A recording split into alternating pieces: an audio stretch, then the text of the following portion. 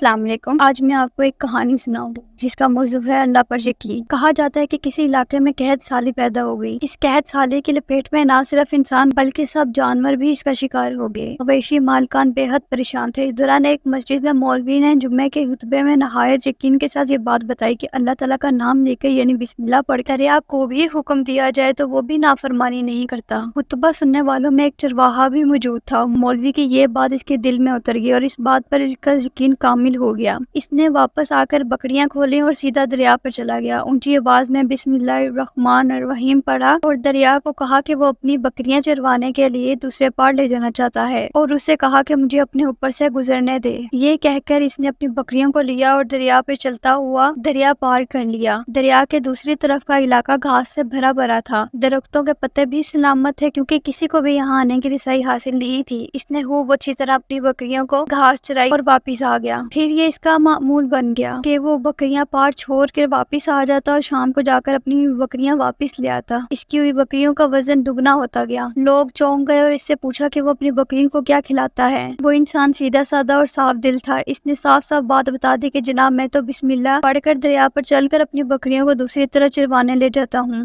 یہ بات سنی تو سب نے، لیکن کسی نے اس بات پر یقین نہیں کیا کیونکہ یہ بات ناقابل یقین تھی۔ مگر بات ہوتے ہوتے مولوی صاحب کے پاس پہنچ گئی۔ مولوی صاحب نے چرواہے کو بلایا اور سارا ماجرا پوچھا۔ اس چرواہے نے مولوی صاحب کو ہی حوالہ بنا دیا کہ مولوی صاحب میں تو آپ کو شکریہ ادا کرنے والا تھا۔ آپ نے جمعے کے خطبے میں جو نسخہ بتایا تھا بسم اللہ کہہ کر دریا کو بھی حکم دو تو وہ انکار نہیں کرتا، تو میں تو بس آپ کے نسخے پر عمل کر رہا ہوں۔ مولوی صاحب حیرت سے اس کے چہرے کو دیکھتے رہے۔ مولوی صاحب نے کہا بھائی صاحب ایسی باتیں تو ہم ہر جمعہ میں کرتے ہیں، فقط ان کا مقصد لوگوں کا ایمان بنانا ہوتا ہے۔ مگر بکریوں والا ڈٹا رہا کہ میں تو بسم اللہ پڑھ کر ہی پانی پر چلتا ہوں اور اپنی بکریوں کو بھی پانی پر چلا کر دریا پار کر لیتا ہوں۔ آخرکار مولوی صاحب نے صبح خود یہ تجربہ کرنے کی ٹھانی، جسے دیکھنے چرواہے سمیت پورا علاقہ بھی آ گیا۔ مجمع زیادہ تھا۔ مولوی صاحب نے ایک دو بار سوچا کہ انکار کر دوں کہ کہیں ڈوب نہ جاؤں، مگر وہ مولوی صاحب کو کندھوں پر اٹھا کر لائے تھے۔ اب بھی پورے جوش سے اللہ تعالیٰ کے نعرے لگائے جا رہے تھے اور مولوی صاحب کے حق میں تعریفیں کی جا رہی تھی۔ آخر مولوی نے اپنے ڈر کو دور کرنے کے لیے ایک رسہ منگوایا، پہلے اسے درخت کے ساتھ باندھا اور پھر اپنے کمر پہ باندھتے ڈرتے ڈرتے ڈھیلا ڈھالا بسم اللہ پڑھا اور دریا پر چلنا شروع ہو گیا۔ مگر پہلا پاؤں یہ رکھا تھا کہ پانی میں گر گئے۔ مولوی صاحب ڈبکیاں کھانے لگے اور پانی کے بہاؤ میں بہنے لگے۔ لوگوں نے کھینچ کھینچ کے باہر نکالا۔ مولوی صاحب کی اس حرکت نے چرواہے کو بہت پریشان کر دیا کہ مولوی صاحب کی بسم اللہ کو یہ کیا ہو گیا ہے، کیونکہ یہ تو اس کا روز کا معمول تھا۔ لیکن اس کے اپنے یقین میں کوئی فرق نہ آیا۔ اس نے بسم اللہ کہہ کر بکریوں کو پانی کی طرف اشارہ کیا اور خود ان کے پیچھے چلتا ہوا پار چھوڑ کر واپس بھی آ گیا۔ لوگ اسے ولی اللہ سمجھ رہے تھے اور اس کے حق میں نعرے لگانے شروع کر دیے، مگر وہ سب سے بے نیاز سیدھا سادہ انسان تھا۔ وہ مولوی صاحب کے پاس پہنچا اور کہا مولوی صاحب میں آپ کی بسم اللہ کی تعریف سے کافی پریشان تھا، مگر پانی پر چلتے ہوئے مجھے آپ کی بسم اللہ کی بیماری کا پتہ چل گیا۔ اس چرواہے نے درخت سے بندھی رسی کی طرف اشارہ کیا اور کہا مولوی صاحب یہ ہے آپ کی بسم اللہ کی بیماری، آپ کی بسم اللہ کی برکت کو رسا کھا گیا۔ یعنی اس مولوی نے اللہ پہ بھروسہ کرنے کی بجائے رسے پر بھروسہ کیا تو اللہ تعالیٰ نے بھی اسے رسی کے سہارے چھوڑ دیا، اور چرواہے نے صرف اللہ تعالیٰ کا یقین کیا اور اللہ تعالیٰ نے اسے تھام لیا اور پانی میں بھی ڈوبنے سے بچا لیا۔ اسی بات سے ثابت ہوتا ہے کہ جن چیزوں کو ہم اپنا سہارا سمجھ رہے ہوتے ہیں وہ دراصل ہمارا سہارا نہیں ہوتی۔ سہارا تو صرف ایک ہی ہے اور وہ ہے اللہ کی ذات۔